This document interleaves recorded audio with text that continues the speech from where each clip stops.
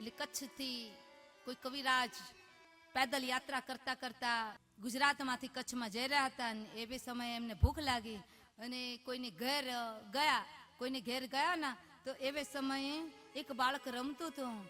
રમતા રમતા તો એની મમ્મી જે હતી ને, પહેલાના સમયમાં રમકડા ક્યાં હતા? અમારી બહેનો માતાઓ હાથમાંથી બંગડી કાઢી ગોળ ગોળ ફેરવીને પછી છોરાને કે રમ, ત્યાં પોતાનું કામ કરી આવે. તે બંગડી ગોળ ગોળ ફેરવી અને આપી રમવા માટે. કવિરાજ દૂર ઉભા ઉભા જોતા હતા અને એવે સમયે એ બાળકથી બંગડી તૂટી ગઈ. બંગડીના બે ભાગ થઈ ગયા અને બંગડી તૂટી જાય એને શું કહેવાય? બંગડીના જે ટુકડા થઈ જાય ને, નાના નાના ઝીણા ઝીણા ટુકડા થઈ જાય એને શું કહેવાય ખબર છે?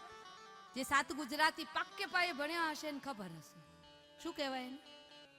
બોલો ને, અહીં સુધી સંભળાય એમ. શું કહેવાય? નથી ખબર?